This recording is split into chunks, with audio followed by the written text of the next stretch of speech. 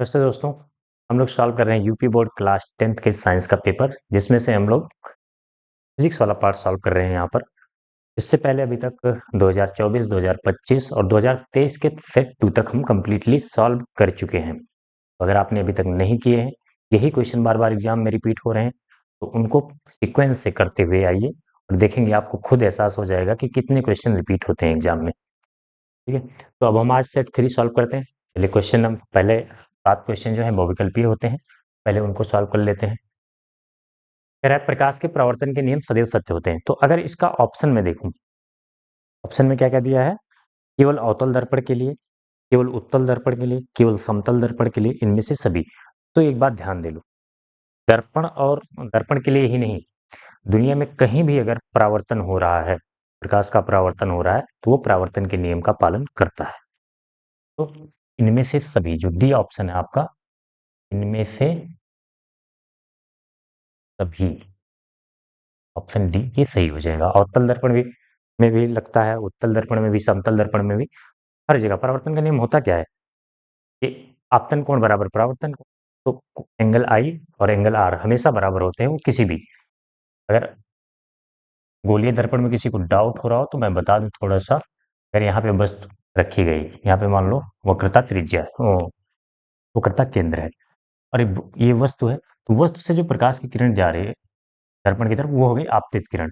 अब आपतित किरण जा रही है तो आपतन कोण बनेगा। आपतन कोण कैसे हम देखते हैं? पहले उसके लिए अभिलंब बनाते हैं। तो गोलीय दर्पण में जो अभिलंब बनता है, वो उस बिंदु को जहां पर आपतित किरण आ रही है, बिंदु को वक्रता केंद्र से मिला देते हैं, ये हो जाता है अभिलंब। तो ये वाला कोण हो जाएगा आई, और जितना कोण ये बना है उतना ही कोण बनाते हुए ये वापस आएगी, और ये कोण आर, कोण आई बराबर कोण आर, ये हमेशा के लिए सत्य होंगे। कहीं भी दुनिया में परावर्तन हो रहा है, दर्पण से ही नहीं, कहीं पर भी। ठीक है, तो लास्ट वाला ऑप्शन सही हो जाएगा। चलिए नेक्स्ट क्वेश्चन पे चलते हैं। किसी वस्तु का आवर्धित काल्पनिक प्रतिबिंब बन सकता है। तो आवर्धित का मतलब बड़ा हो गया, काल्पनिक आभासी। ठीक है, तो दोनों एक तो देखो, उत्तल दर्पण हो गया तुम्हारा, उत्तल दर्पण में देखा होगा तो प्रतिबिंब तो हमारा आभासी तो बनता है, लेकिन कैसा रहता है? वो छोटा बनता है, तो आवर्धित तो है नहीं। फिर उसके बाद लेंस में देखा होगा आपने, अवतल लेंस, अवतल लेंस में भी उत्तल दर्पण वाला वही सेम केस, छोटा काल्पनिक बनता है लेकिन छोटा बनता है। तो बचता कौन है?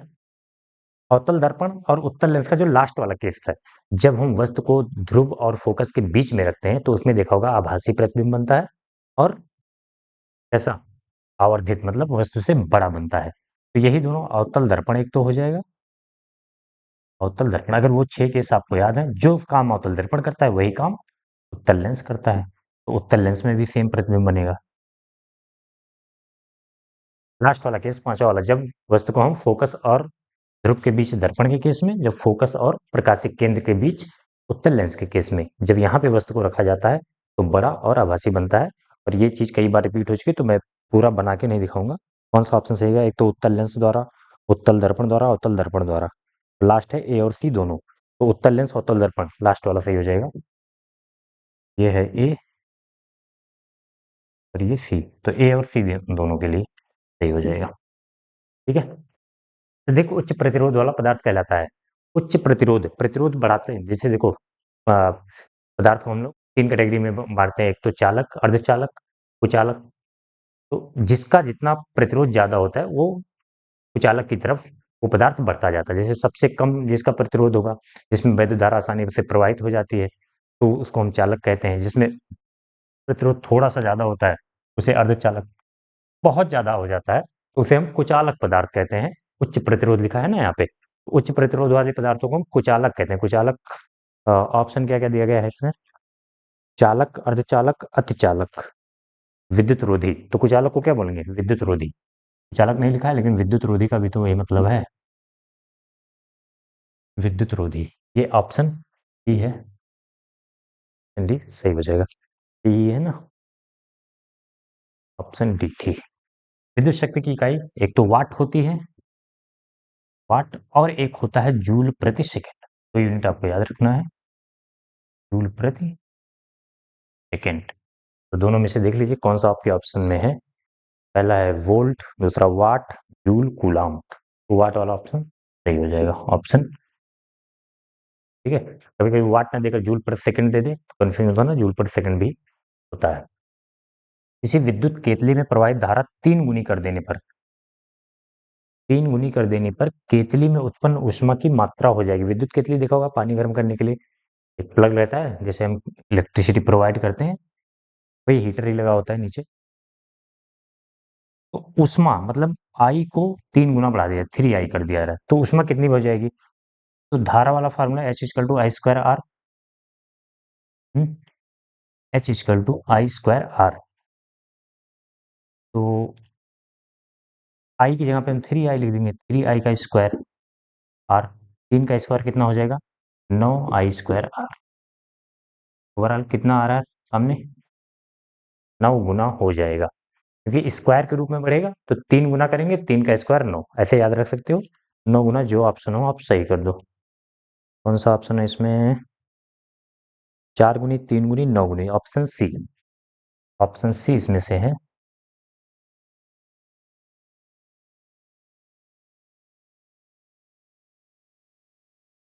तो 5 क्वेश्चन हो गए, चलिए नेक्स्ट क्वेश्चन पर देखते हैं। चलिए नेक्स्ट क्वेश्चन है क्वेश्चन नंबर 6।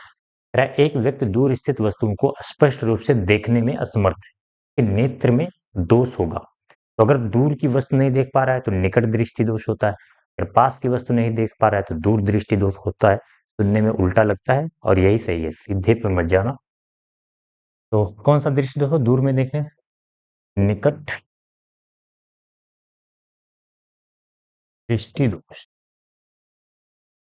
ऑप्शन देख लो कौन सा सही है। दीर्घ दृष्टि, निकट दृष्टि, बी वाला option, option B. Question number 7 है, एक अवतल दर्पण किसी वस्तु का वास्तविक उल्टा और अत्यधिक छोटा प्रतिबिंब बनाता है। वस्तु की स्थिति होगी तो आपको पता होगा, उत्तल दर्पण में जब वस्तु अनंत पर होती है तब छोटा बनता है, अनंत और वक्रता केंद्र के बीच में होती है तो भी छोटा बनता है, और जब वक्रता केंद्र पर आ जाता है तो वस्तु के बराबर बनता है प्रतिबिंब, और वक्रता केंद्र के आगे जैसे बढ़ते हैं प्रतिबिंब बड़ा होता जाता है। लेकिन सबसे अत्यधिक छोटे की बात कर रहा है, जो सबसे छोटा बनेगा वो जब अनंत पर होता है, तो बिल्कुल एकदम छोटा बिंदु के आकार का बनता है, ये सबको याद होना चाहिए। तो कहाँ पर होना चाहिए वस्तु की स्थिति? अनंत पर। कौन सा ऑप्शन सही है? ऑप्शन डी, डी में है, ऑप्शन डी सही हो जाएगा। चलिए नेक्स्ट क्वेश्चन चल रहे हैं लॉन्ग आंसर पे। नेक्स्ट पार्ट है खंड बा। अब इसमें से 4-4 नंबर के 3 सवाल और एक सवाल आपको 6 नंबर के मिलने वाला है। कहते हैं अवतल दर्पण के किन्हीं 2 उपयोग को लिखिए। अवतल दर्पण से प्रतिबिंब बनाने के लिए किरण आरेख खींचिए, जबकि वस्तु ए अनंत एवं वक्रता केंद्र के बीच में हो, दूसरा फोकस एवं ध्रुव के बीच में हो। तो पहले 2 उपयोग लिख देते हैं। अवतल दर्पण के 2 उपयोग आप लिखेंगे, पूरा हेडिंग लगाएंगे। अवतल दर्पण के 2 के उपयोग। पहला नंबर आप लिख सकते हैं, एक तो सेविंग मिरर के रूप में, सेविंग दर्पण के रूप में, सेविंग दर्पण के रूप में, एक ये हो गया। और दूसरा आप लिख लीजिए, गाड़ियों के हेडलाइट में यूज होता है फोकस, जो दूर तक देखो, हेडलाइट में क्या होता है, जलता तो एक बल्ब ही है, लेकिन उसकी जो फोकस बनती है, जो दूर तक प्रकाश की किरण जाती है, उसका रीजन क्या होता है? अवतल दर्पण के फोकस पर वो बल्ब लगा होता है, और पीछे एक अवतल दर्पण देखा होगा, पीछे एकदम चिकना सा एक इस तरह से और दर्पण टाइप का रहता है। तो वाहनों के हेडलाइट, वाहनों के हेडलाइट्स, मैं इसको ज्यादा एक्सप्लेन नहीं करने वाला हूँ, आप उपयोग सभी दर्पण और अवतल दर्पण, उत्तल दर्पण और लेंस, दोनों लेंस के दो दो उपयोग कम से कम आपको याद होनी चाहिए, कोई भी पूछा जा सकता है एग्जाम में। फिर उसके बाद आते हैं किरण आरेख खींच, तो अनंत एवं वक्रता केंद्र के बीच में हो। किरण आरेख बनाना है हमें इससे अवतल दर्पण के लिए। पहला, जब वस्तु अनंत एवं वक्रता केंद्र के बीच, वक्रता केंद्र के बीच हो। तो पहले दर्पण बना लेते हैं, अवतल दर्पण।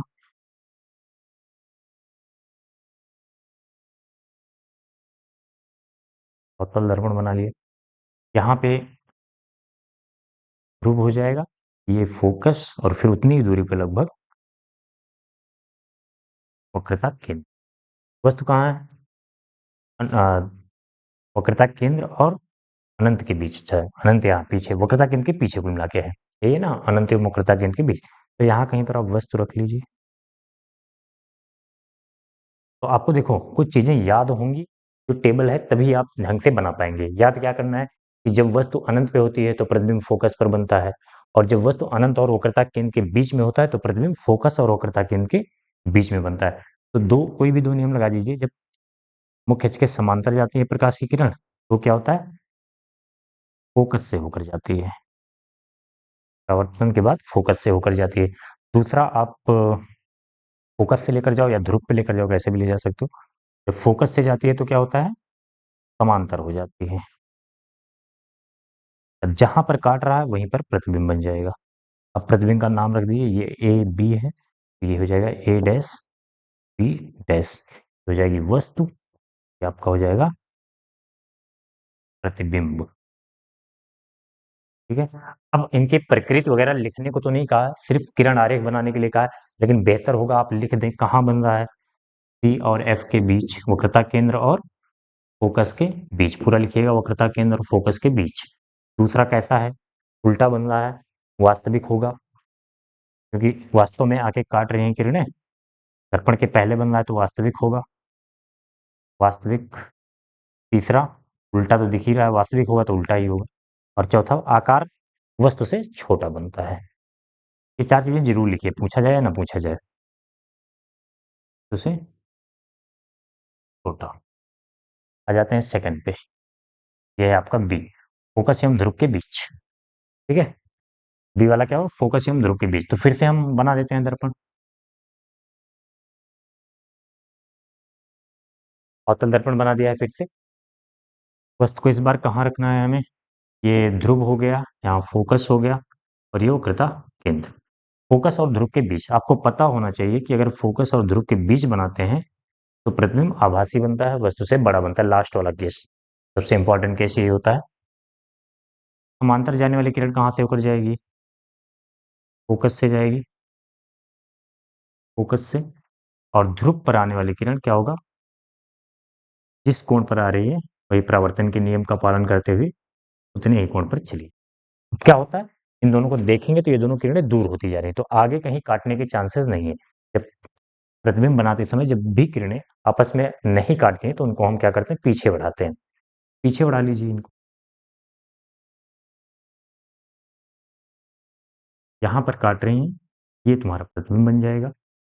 इसको ए बी नाम दे दीजिए, ये हो जाएगा ए डैश बी डैश, बस तो ए बी और प्रतिबिंब ए डैश बी डैश।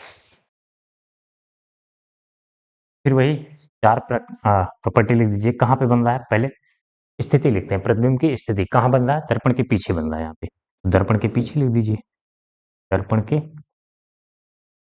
दूसरा कहाँ बन रहा है? कैसा है? आभासी या वास्तविक? पीछे मिलाने पर बन रहा पीछे जो परावर्तित किरणें हैं उनको पीछे बढ़ाने पर काट रही हैं, तो इसलिए उसको आभासी बोलेंगे, या दर्पण के पीछे है इसलिए आभासी बोल सकते हैं। आभासी प्रतिबिंब है, आभासी होता है तो प्रतिबिंब हमेशा सीधा होता है, बिना कुछ सोचे समझे इतना लिख सकते हैं। और चौथा, वस्तु का प्रतिबिंब का आकार तो वस्तु से बड़ा बनता है, वस्तु से।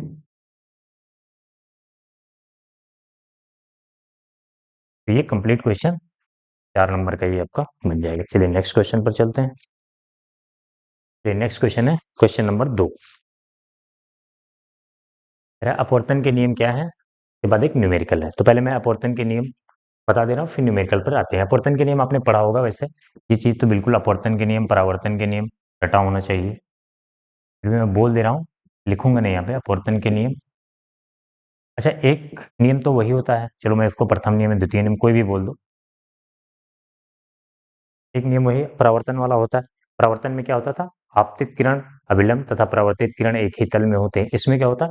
आपतित किरण अभिलंब तथा अपवर्तित किरण, अपवर्तन हो रहा है तो अपवर्तित किरण, अपवर्तित किरण तीनों एक ही तल में होते हैं। ये हो जाएगा आपका प्रथम नियम, लिख लीजिए इसको। आपतित किरण अभिलंब एवं अपवर्तित किरण तीनों एक ही तल में होते हैं। फिर उसके बाद हम आ जाते हैं द्वितीय नियम पे। द्वितीय नियम को हम एक नाम दिया गया है, द्वितीय नियम को क्या बोलते हैं? स्नेल का नियम, स्नेल्स लॉ। स्नेल का क्या होता है ये? तो पहले मैं इसका स्टेटमेंट पहले समझा दे रहा हूँ, फिर बोलता हूँ। मान लो यहाँ पे कोई एक माध्यम है, यहाँ पे दूसरा माध्यम। तो इस माध्यम से यहाँ का अपवर्तनांक बोल लो n1 या μ1, n या म्यू से अपवर्तनांक को लिखते हैं, यहाँ का n2। तो ये आपतित किरण आई, यहाँ पर अभिलंब बनाया हमने, ये हो गया अपतन कोण।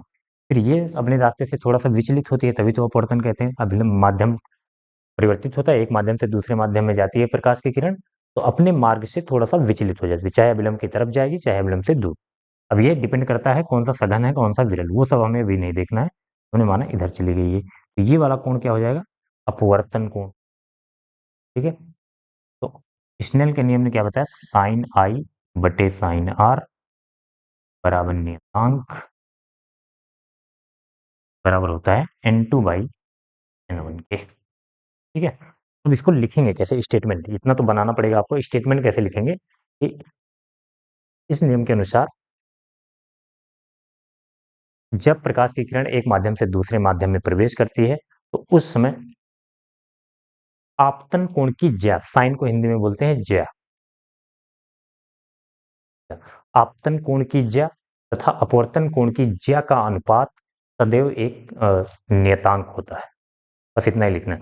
जब प्रकाश की किरण एक माध्यम से दूसरे माध्यम में प्रवेश करती है, तो उस समय आपतन कोण की ज्या मतलब साइन आई तथा अपवर्तन कोण की ज्या मतलब साइन आर का अनुपात एक नियतांक होता है। बाकी आपको इतना लिख देना है, बस इतना ही लिखना है। ये हो गया। फिर हम आते हैं न्यूमेरिकल पर। ठीक है, न्यूमेरिकल में क्या कह रहा है कि 3 सेंटीमीटर की वस्तु उत्तल लेंस के मुख्य अक्ष के लंबवत रखी है।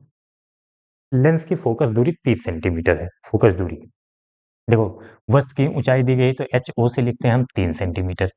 फोकस दूरी दी गई है, उत्तल लेंस है तो उत्तल लेंस की फोकस दूरी क्या होती है? धनात्मक होती है, 30 सेंटीमीटर।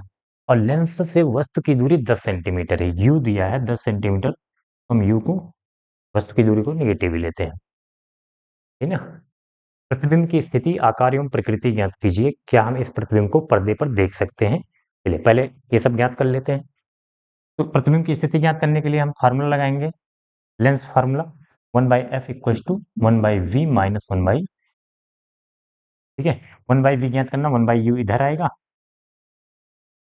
तो यहाँ पे कर लेते हैं 1/v बराबर हो जाएगा माइनस 1/u इधर आएगा तो प्लस हो जाएगा 1/f प्लस 1/u।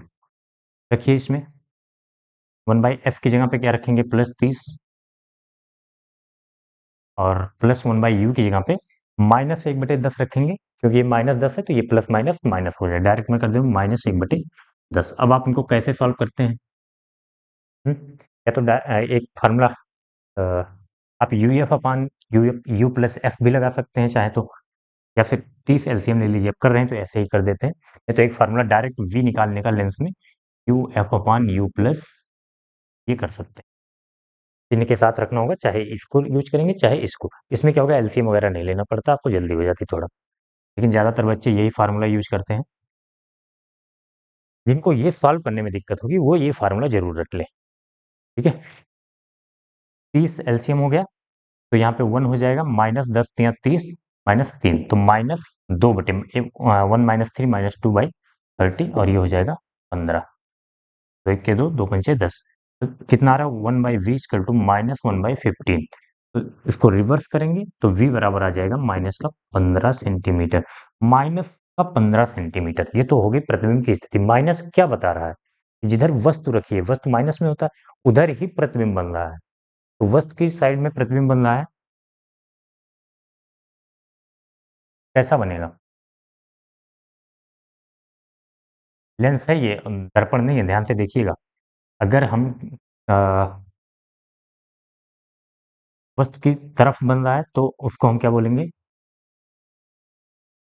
यहाँ से आपको आभासी हो जाएगा ये। आभासी कैसे हुआ, कैसे पता चला? ध्यान से सुनिएगा। और आभासी है तो सीधा भी हो जाएगा। तो लेंस के सारे केस आपको अगर याद हैं, तो जब इधर बनता था तो उल्टा बनता था, और एक केस में लास्ट में जो फोकस और प्रकाशिक केंद्र के बीच में वस्तु होती थी। देखो फोकस दूरी है 30 सेंटीमीटर पे और वस्तु की दूरी है 10 सेंटीमीटर। तो वस्तु कहाँ पे है? फोकस और प्रकाशिक केंद्र के बीच में ही तो है। तो इसका प्रतिबिंब कैसा बनेगा? आभासी और वस्तु से बड़ा बनेगा। तो यहाँ से आप देख के दूरियां देख के समझ सकते हैं या फिर माइनस चिन्ह देके आप मतलब बताइए कि आभासी, या फिर अभी आवर्धन क्षमता निकालेंगे तो वहां से भी पता चल जाएगा। चलिए छोड़िए। अब अगर हमें वस्तु की ऊंचाई ज्ञात करनी है तो m बराबर होता है लेंस है तो v बटे u। इनके साथ रखेंगे v कितना आया है -15 और u कितना आया है, u है 10, माइनस का 10 तो माइनस माइनस प्लस हो जाएगा और ये 10 से 15 में भाग देंगे, एक अंक पे दशमलव लग जाएगा, 1.5। अब 1.5 गुना बनेगा प्रतिबिंब। 3 है तो 3 का 1.5 गुना कितना हो जाएगा? चलो यहाँ पे रखो m की वैल्यू कितनी आई है 1.5 और एक दूसरा फार्मूला जो होता है m बराबर HI/HO, प्रतिबिंब की ऊंचाई अब बस बटे वस्तु की ऊंचाई। तो हमें प्रतिबिंब की ऊंचाई ज्ञात करनी है HI/m/HO। प्रतिबिंब की ऊंचाई क्यों ज्ञात करनी? आकार ज्ञात करना है ना, आकार मतलब प्रतिबिंब की ऊंचाई ही तो, लंबाई। तो HI कितना हो जाएगा, m कितना आया है 1.5 इंटू 1.5 इंटू HO कितना दिया गया है 3 सेंटीमीटर हाइट ऑफ ऑब्जेक्ट। तो 1.5 इंटू 3 कितना हो जाएगा? HI इक्वल्स टू 15×45 4.5 सेंटीमीटर और ये प्लस आ रहा है। अब यहाँ से भी आभासी, अगर आपको यहाँ से नहीं समझ में आ रहा आभासी कैसे हो गया तो यहाँ से ध्यान दें। HI मतलब प्रतिबिंब की ऊंचाई प्लस में आ रही है, प्लस में आने का मतलब ऊपर बना है, सीधा बना है। और सीधा क्या होता है? आभासी। सीधा प्रतिबिंब हमेशा आभासी होता है, सीधा आभासी। 4 चीजें हम बताते हैं, हमने बता दिया, 2 चीजें लिख दिया, सीधा आभासी, ये प्रतिबिंब का आकार मतलब लंबाई, और ये प्रतिबिंब की स्थिति V कहाँ पर है, प्रतिबिंब कहाँ बना है। तो ये चारों चीजें हमने आंसर दे दी, यही हमें बताना था। ठीक है, उम्मीद करता हूँ आपको ये समझ में आएगा। ऐसा कुछ है नहीं, बस एक फार्मूला यूज करना था और आवर्धन क्षमता वाला फार्मूला। 2 फार्मूले आपको अगर याद है तो ये क्वेश्चन आप आसानी से कर सकते हैं। चलिए नेक्स्ट क्वेश्चन है, क्वेश्चन नंबर 3 कह रहा है ओम का नियम लिखिए। ये तो पिछले वाले सेट में भी था। किसी तार के प्रतिरोध को प्रभावित करने वाले किन्हीं 2 कारकों का उल्लेख करें। 400 वाट का बल्ब 200 वोल्ट 200 वोल्ट के विद्युत स्रोत से जुड़ा है। बल्ब केवल 5 मिनट उपयोग में लाया जाता है। बल्ब में प्रवाहित धारा एवं उत्पन्न ऊष्मा की मात्रा ज्ञात कीजिए। तो चलिए करते हैं सबसे पहले ओम का नियम। देखो पिछले वाले सेट में भी कराया था ये, लेकिन मैं एक बार बोल दे रहा हूँ, लिखना हो तो लिख लीजिए। ओम का नियम क्या होता है? समान भौतिक परिस्थितियों में यदि किसी चालक तार के यदि नहीं, समान भौतिक परिस्थितियां मतलब तापमान, दाब और नमी, आर्द्रता जिसे कहते हैं, समान हो तो उसे हम बोलते हैं समान भौतिक परिस्थितियों में। तो समान भौतिक परिस्थितियों में किसी चालक तार के सिरों पर लगाया गया विभवांतर उसमें उत्पन्न धारा के समानुपाती होता है या अनुक्रमानुपाती होता है। बस इतना ही। आप ये फिगर बना दीजिए। ये तार हो गया, ये विभवांतर V लगाया गया, इसमें धारा I उत्पन्न हो रहा है, तो V directly proportional I। V समानुपाती का चिन्ह हटाते हैं तो एक कांस्टेंट आता है जिसे हम R बोलते हैं। ये तार का प्रतिरोध होता है V बराबर IR। यही है ओम का नियम। ठीक है, स्टेटमेंट लिखिए, ये इतना बना दीजिए। ये पहला पार्ट हो गया। किसी तार के प्रतिरोध को प्रभावित करने वाले किन्हीं 2 कारकों का उल्लेख कीजिए। तो यहीं पे कर दे रहा हूँ, पहला पार्ट हो गया, ये दूसरा पार्ट। प्रतिरोध का फार्मूला पड़ा होगा रो L/A। सबसे बढ़िया है लंबाई और अनुप्रस्थ काट क्षेत्रफल। तार को प्रभावित करने वाले 2 कारक, एक तो तार की लंबाई है और एक उसके अनुप्रस्थ काट का क्षेत्रफल। कैसे होता है? जब हम लंबाई बढ़ाते हैं, क्योंकि ये समानुपाती है, तो क्या होता है? प्रतिरोध बढ़ता है। इसको लिखना होगा पूरा। मैं बार-बार जब भी ये क्वेश्चन आता है इसी तरीके से कराता हूँ, लेकिन आपकी जिम्मेदारी है आप कॉपी में इसको नोट्स में जरूर लिखें। लंबाई बढ़ाने पर तार का प्रतिरोध बढ़ता है के आगे। और ये देखो इनवर्सली प्रोपोर्शनल है, ए नीचे है तो क्षेत्रफल बढ़ाएंगे, अनुप्रस्थ काट क्षेत्रफल बढ़ाएंगे तो प्रतिरोध घटेगा। तो जब हम क्षेत्रफल बढ़ाएंगे तो क्या होगा? प्रतिरोध, एरो नीचे बना दिया, मतलब घटेगा। तो अनुप्रस्थ काट, किसी तार का अनुप्रस्थ काट का क्षेत्रफल बढ़ाने पर प्रतिरोध घटता है। अनुप्रस्थ काट का क्षेत्रफल का मतलब, जैसे ये मान लो ये मार्कर तार है तो ये वाला क्षेत्रफल, अगर जितना ज्यादा मोटा तार होगा उसका प्रतिरोध उतना कम होता है। ठीक है, ये दोनों पार्ट हो गए। अब हमारा पार्ट न्यूमेरिकल वाला है। तो शक्ति दी है, वाट, वाट किसकी मात्रा होता है? शक्ति की, शक्ति पावर P की दिया है 400 वाट। कोई बल्ब है उस पर लिखा होता है ना बल्ब पे एलईडी बल्ब में तो बहुत कम वाट के होते हैं, 7 वाट, 10 वाट, 9 वाट, लेकिन ये कोई बड़ा बल्ब है तो 400 वाट का बल्ब है और उसे कितने वोल्ट से जोड़ा गया है? विभवांतर कितना दिया गया है? 200 वोल्ट से। विद्युत स्रोत बल्ब को 5 मिनट तक उपयोग में लाया जाता है। टाइम दिया है कितना? 5 मिनट। वैसे टाइम जो है हम किसमें यूज करते हैं? सेकंड में। जब न्यूमेरिकल लगाते हैं, सवाल लगाते हैं, सभी मात्रक जो है इंटरनेशनल यूनिट में होते हैं, तो इसका मिनट नहीं होता है, ये होता है सेकंड में। तो 5 गुणे 1 मिनट में 60 सेकंड होते हैं, तो 60 से गुणा कर देंगे, ये सेकंड में आ जाएगा। 5 छक्के 30, 300 सेकंड, 300 सेकंड। ठीक है, अब फार्मूला कौन सा यूज करें? क्या क्या ज्ञात करना है? पहले तो बल्ब में प्रवाहित धारा एवं उत्पन्न ऊष्मा की मात्रा ज्ञात कीजिए। तो आपने अगर देखो, मैं कई बार बता चुका हूँ, उत्पन्न ऊष्मा के लिए 3 सूत्र और शक्ति के लिए मतलब विद्युत शक्ति के लिए 3 सूत्र। तो एक सूत्र होता है P बराबर VI, पढ़ा होगा। इसको मैंने यूज क्यों किया? एक तो होता है P बराबर I स्क्वायर R और एक होता है V स्क्वायर बाई R, एक होता है VI। तो VI वाला क्यों यूज किया? क्योंकि देखो, हमें धारा ज्ञात करना है, हमें पावर दिया है, V दिया है, तो वही फार्मूला हम यूज करेंगे जिसमें से एक अननोन हो और सारी चीजें दी गई हैं। तो यहाँ से हमें वैद्युत धारा ज्ञात करना है, तो I इक्वल टू क्या हो जाएगा? P बटे V। तो P कितना दिया है? 400 और V कितना है? 200। 2 दूनी 4, 2 जीरो से 2 जीरो हटाओ, या फिर 200 दूनी 400, तो कितना आ जाएगा? 2 एम्पियर। ठीक है, ये धारा हो गया। अगला क्या ज्ञात करना है हमें? 5 मिनट रुपये में बल्ब में प्रवाहित धारा एवं उत्पन्न ऊष्मा की मात्रा की गणना कीजिए। तो उत्पन्न ऊष्मा की मात्रा, अब तो धारा भी पता चल चुकी है, वैसे प्रतिरोध नहीं पता है, तो हम कौन सा एक उत्पन्न ऊष्मा वाला ज्ञात कर लेते हैं, VIT। ठीक है, अभी मैं फार्मूले लिख दे रहा हूं, लेकिन आप याद जरूर कर लेना। तो V कितना है? 200, और I अभी हमने निकाल लिया है 2, और T कितना हो जाएगा? 300 सेकेंड में। तो कितना हो जाएगा? H बराबर 3 दूनी 6 दूनी 12, 12 गुणे 2 जीरो यहाँ, 2 जीरो यहाँ। पहले हमने नंबर का गुणा कर लिया, 3 दूनी 6 और 6 दूनी 12, 12 गुणे 4 जीरो हैं, तो यहाँ पे 4 जीरो लगा दो। तो लिखना है तो इसको लिख सकते हैं 1.2, यहाँ पे दशमलव लगाओगे, 1 2 3 4 5 गुणे 10 की घात 5 जूल। इतनी ऊष्मा इसमें उत्पन्न होगी। ठीक है, आप चाहें तो इतना ही लिखिए, 1,20,000 जूल कर दें, कोई गलत नहीं होगा, लेकिन एक लिखने का साइंटिफिक तरीका होता है वो। अब मैं फिर से एक बार फार्मूले बता रहा हूँ, ये फार्मूले जरूर रख लीजिए। ऊष्मा के लिए, ऊष्मा के लिए 3 फार्मूले, H equal to I square R, H equal to V square by R, sorry T जरूर लगाना ऊष्मा वाले में, V square by R T, और H equal to V I T. ये 3 फार्मूले हैं ऊष्मा के लिए। और विद्युत शक्ति के लिए 3 फार्मूले विद्युत शक्ति के लिए कौन कौन से? P इक्वल टू, बस टी हटा देना। दरअसल शक्ति बराबर क्या होता है? W/T, तो टी से भाग देंगे, सब में से टी टी हट जाएगा, वही फार्मूला विद्युत शक्ति का बन जाएगा। P equal to I square R, और P equal to V square by R, और H equal to V I. ये 3 फार्मूले। अब कोई भी सवाल इस तरीके का आता है, तो इन्हीं में से हम कोई ना कोई फार्मूला जरूर लगेगा, और उन्हीं में से फार्मूले लग के जो है, जो भी हमारी रिक्वायरमेंट होगी और जो जो दिया गया होगा, उसके हिसाब से हम फार्मूला सेलेक्ट करेंगे और वो फार्मूला यूज करेंगे। सॉल्व करोगे, आंसर मिल जाएगा आपको। ठीक है, तो चलिए नेक्स्ट क्वेश्चन पे चलते हैं। नेक्स्ट क्वेश्चन है क्वेश्चन नंबर 4। कह रहे चुंबकीय क्षेत्र रेखाओं के किन्हीं 2 गुणों का उल्लेख कीजिए। किसी सीधे धारावाही चालक तार के कारण उत्पन्न चुंबकीय क्षेत्र की दिशा ज्ञात करने के लिए मैक्सवेल के लिए कार्क स्क्रू नियम को परिभाषित कीजिए।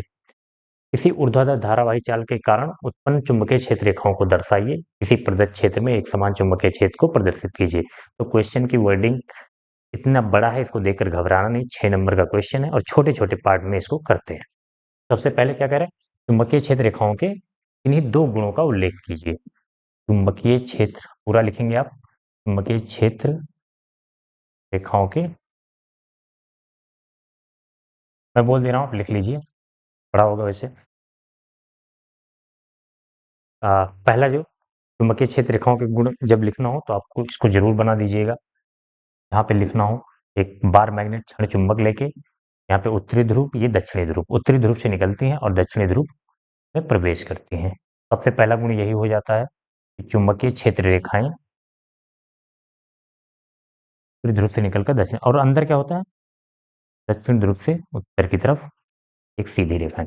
पहला गुण देखिए कि चुंबकीय क्षेत्र रेखाएं दक्षिणी ध्रुव से निकलती हैं तथा अ, नहीं, उत्तरी ध्रुव से निकलती हैं तथा दक्षिणी ध्रुव में प्रवेश करती हैं। ठीक है, पहला गुण तो ये हो जाएगा। फिर दूसरा गुण लिख लीजिए, चुंबकीय क्षेत्र रेखाएं इसमें आगे लिख लीजिएगा पहले वाले में, तथा चुंबक के अंदर दक्षिणी ध्रुव से उत्तरी ध्रुव की तरफ होती हैं। बाहर क्या होता है, उत्तरी ध्रुव से दक्षिणी ध्रुव की तरफ, और चुंबक के अंदर दक्षिणी ध्रुव से उत्तरी ध्रुव की तरफ। पहला गुण ये हो जाएगा, और इसको बना भी दीजिएगा। फिर उसके बाद लिख लीजिए, चुंबकीय क्षेत्र रेखाएं एक दूसरे को कभी नहीं काटती। ये इंपॉर्टेंट प्रॉपर्टी होती है, तो इसको लिख लीजिए, एक दूसरे को कभी नहीं काटती हैं।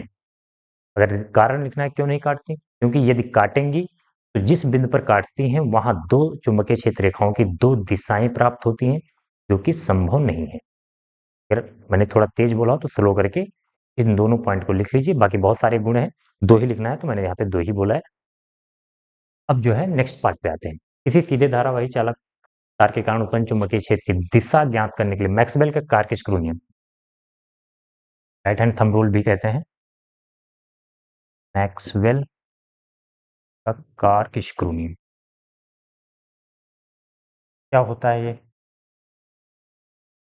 सबसे पहले किस लिए यूज किया जाता है, चुंबकीय क्षेत्र की दिशा, धारावाही चालक तार के कारण उत्पन्न चुंबकीय को लिखना पड़ेगा आपको।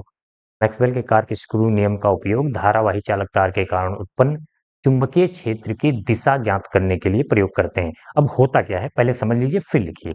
मान लीजिए एक धारावाही चालक तार है, ठीक है। अब धारा इसमें ऊपर की तरफ बह रही, तो हम अपने दाहिने हाथ में क्या करेंगे, इस तरह से करके एक स्क्रू लेंगे। स्क्रू देखा होगा सबने। अगर हम स्क्रू की दिशा या फिर अंगूठे की दिशा इस तरह से किधर रखें, चलिए मान लीजिए स्क्रू का टिप है और इसको हम धारा की दिशा में रखेंगे और इसको ऐसे घुमाएंगे जैसे स्क्रू जो है, ये पेचकस, हमारा जो पेचकस बोलते हैं, पेचकस का नियम, तो पेचकस ऊपर की तरफ धारा की दिशा में बढ़े। अगर नीचे जा रहा है तो ऐसे घुमाएं कि धारा की दिशा में आगे बढ़े। तो देखो ध्यान से, अगर मान लो यहाँ पे एक ऊपर एक स्क्रू हमें कसना है, कसना के मतलब ऊपर जाए, तो किस कैसे घुमाएंगे, इस तरीके से घुमाएंगे कि नहीं, क्लॉकवाइज घड़ी की दिशा में। देखो ध्यान से, घड़ी की दिशा में घुमाएंगे तभी तो ऊपर जाएगा। हमें कुल मिला के दाहिने हाथ में अपने ऐसे स्क्रू पकड़ के इस तरह से घुमाना है ताकि ये स्क्रू जो है आगे बढ़े, या ये टिप आगे बढ़े धारा की दिशा में। तो जिस दिशा में हम घुमाएंगे, जिस दिशा में घुमाने से धारा की दिशा में, जैसे मान लो धारा ऊपर की तरफ है तो इसको जो हमें इस तरह से क्लॉकवाइज ऐसे घुमाना पड़ेगा, दिख रहा है ना, तो वही चुंबकीय क्षेत्र बन जाएगा। अगर नीचे जा रहा होता तो क्या करना पड़ता, धारा के इसको स्क्रू को नीचे की तरफ रखना पड़ता और इसको हमें उल्टा घुमाना पड़ता, एंटी क्लॉकवाइज। ठीक है, नीचे बढ़ने के लिए कसना पड़ता ना, जब स्क्रू को कसते हैं तो नीचे जाता है, जब स्क्रू को खोलते हैं तो वो ऊपर आता है। तो ध्यान देना, कभी भी जिधर भी हम टिप करें उसको हमें क्लॉकवाइज घड़ी की दिशा में घुमाएंगे तभी। अगर ऊपर जा रहा है तो यहाँ से एक घड़ी इमेजिन करिए यहाँ पे और उसको घड़ी की दिशा में घुमाइए, ठीक है। तो चुंबकीय क्षेत्र ये जिधर घुमा रहे हैं उसी दिशा में पूरा क्लॉकवाइज जो है चुंबकीय क्षेत्र बनेगा। अगर नीचे होता तो इस तरह से घुमाना पड़ता, पर ये तो हम एंटी क्लॉकवाइज फिर खोल दें, फिर इसका उल्टा हो जाता चुंबकीय क्षेत्र। अब लिख लीजिए इसको। उम्मीद करता हूँ ये आपको समझ में आएगा, ध्यान से सुनिए। अब इसका स्टेटमेंट भी तो लिखना पड़ेगा, बना तो दिया, समझा दिया। यदि हम इस नियम के अनुसार, यदि हम अपने दाहिने हाथ में किसी एक पेचकस, पेचकस लिख लीजिए सीधा-सीधा, स्क्रू वगैरह छोड़िए। पेचकस को धा पेचकस की टिप को जो है धारा की दिशा में लेकर पकड़ें तथा इसे इस प्रकार घुमाएँ कि पेचकस धारा की दिशा में आगे बढ़े। जो मैं बोल रहा हूँ वही लिखना है। ध्यान से सुनिए, इस नियम के अनुसार यदि हम अपने दाहिने हाथ में एक पेचकस को पकड़ें तथा पेचकस को इस तरह से घुमाएँ कि वह पेचकस का टिप धारा की दिशा में आगे बढ़े, तो घुमाने की दिशा में ही चुंबकीय क्षेत्र होगा। ठीक है? क्योंकि हमें ओवरऑल क्या करना है, चुंबकीय क्षेत्र की दिशा। अब यही स्टेटमेंट आप लिख लीजिए, और अगर और भी लिखना चाहते हैं आप, चाहे अपनी नोटबुक या क्वेश्चन बैंक या बुक का सहारा ले सकते हैं एग्जैक्ट स्टेटमेंट लिखने के लिए। बाकी मैंने समझा दिया है क्या होता है। के बाद परिभाषित कीजिए, ये तो बता दिया हमने। किसी ऊर्ध्वाधर धारावाही चाल के कारण उत्पन्न चुंबकीय क्षेत्र रेखाओं को दर्शाइए। यही वाला दर्शा देते हैं, यही जो है संकेंद्रीय वृत्त होता है, इस तरीके से बना दीजिए इसको। ठीक है, ऊर्ध्वाधर धारावाही चालक तार के कारण ऊपर की तरफ धारा की दिशा है। सबसे बढ़िया होता है राइट हैंड थंब रूल, ये दाहिने हाथ की अंगूठे का नियम। लेकिन चलिए मैक्सवेल का नियम पूछा है तो यहाँ पे बता दें। बाकी ज्ञात करने के लिए अगर दिशा ज्ञात करनी है तो दाहिने हाथ के अंगूठे का नियम, अंगूठे को धारा की दिशा में, उंगलियों को घुमाइए, जिधर घूमेंगे उधर चुंबकीय क्षेत्र की दिशा हो। तो यहाँ पर लिख दीजिए, क्रॉस बना दीजिए, तल के अंदर की तरफ जा रही हैं चुंबकीय क्षेत्र रेखाएं, तल के अंदर, और यहाँ पर डॉट बनाइए, इसका मतलब होता है तल के बाहर, तल के बाहर जा। ठीक है, क्या क्या बचा है, बन गया। लास्ट वाला ये एक बचा है, देखो कितना बड़ा वर्डिंग था लेकिन कितने शॉर्ट में हो गया है। इसमें कुल मिला के 1, 2 और ये 3, 4 पार्ट में था। लास्ट बचा है, किसी प्रदत्त क्षेत्र में एक समान चुंबकीय क्षेत्र, एक समान चुंबकीय क्षेत्र बनाना हो तो बिल्कुल समांतर रेखाएं खींच देना है। समांतर रेखाएं, चाहे वो वैद्युत क्षेत्र, एक समान वैद्युत क्षेत्र बनाना हो, चाहे एक समान चुंबकीय क्षेत्र। चुंबकीय क्षेत्र को बी से प्रदर्शित करते हैं, यहाँ पे लिख दीजिएगा समांतर रेखाएं। समांतर रेखाएं, समांतर रेखाएं कहीं भी हो, चाहे वो वैद्युत क्षेत्र में चाहे चुंबकीय क्षेत्र में, वो एक समान, मतलब हर पॉइंट पे समान होंगी। ये क्या है, एक समान चुंबकीय क्षेत्र। ये पूरा आपका कंप्लीट 6 नंबर का क्वेश्चन बन जाएगा। ठीक है, ये बात जो अथवा वाला पार्ट है, इसमें जो अथवा वाला पार्ट है, विद्युत चुम्बकीय प्रेरण का अर्थ समझाइए, विद्युत जनित्र यानी कि जनरेटर के बारे में पूछा है और ये सिलेबस से हट चुका है, तो ये क्वेश्चन नहीं करा रहा हूं मैं। अब सेट 3 सेट हो गए, 4 सेट और बचे हैं, एक करके 4-5 दिन में खत्म हो जाएगा। तब तक आप पुराने वाले सेट जरूर सॉल्व करते रहें, जितनी ज्यादा बार सॉल्व करेंगे उतना ज्यादा आपको एग्जाम में लिखने में हेल्प होगी। नेक्स्ट सेट में मिलते हैं, थैंक यू।